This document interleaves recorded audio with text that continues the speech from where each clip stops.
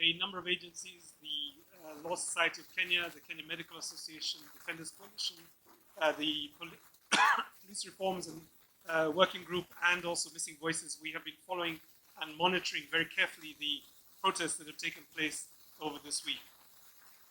We have noted that the protests have been nationwide. 19 counties experienced demonstrations.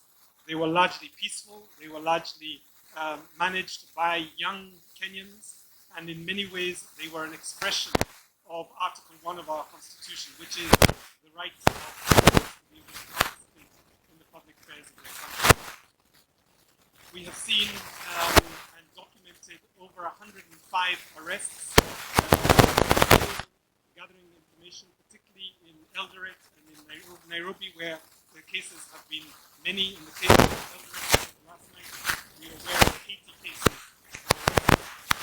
In Nairobi, it's a range between 30 and 40, and we are continuing to find the suspects, the people who are in custody, and also provide legal representation for those that were protesting within Article 37 of our Constitution, that says that we all have a right to picket, to demonstrate, to march peacefully and in line with the Constitution.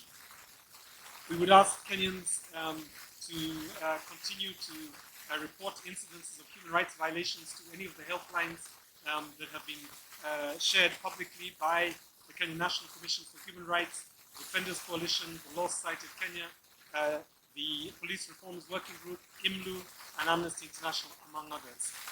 We are particularly aggrieved and concerned, deeply concerned, and perhaps even outraged by the killing of Rex Kanyike last night.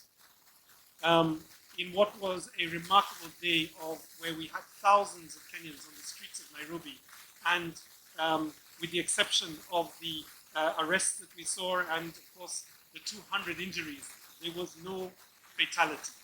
But under the cover of darkness, we have been sad and shocked, like the rest of Kenyans, to hear that a young Kenyan has been killed by a police officer. We will call for the following 5 actions or standard operating procedures to be reviewed moving forward to next week, when we expect another round of protests. The first is that the National Police Service must desist from using non-uniformed officers while facilitating the right of Kenyans to protest. The use of non-uniformed officers makes it very difficult to be able to see whether these are officers, police officers who have a code of have an oath of protection to the public, or they are hooligans or goons, or just armed criminals that are taking advantage of the situation. So we are calling on the Inspector General to cease the use of non-uniformed officers. Secondly, we are calling on the National Police Service to release statistics on the numbers of Kenyans that their police officers have injured and now killed. We would like to see the same level of attention paid to the police inspector who tragically lost his arms while handling a tear gas canister applied to the family of Rex.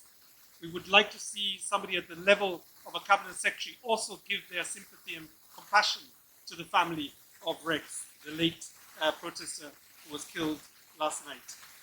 We would also like to see the arrests of the officers involved in that operation, so that we are clear that the National Police Service and the executive do not support the idea of using live ammunition on peaceful protesters.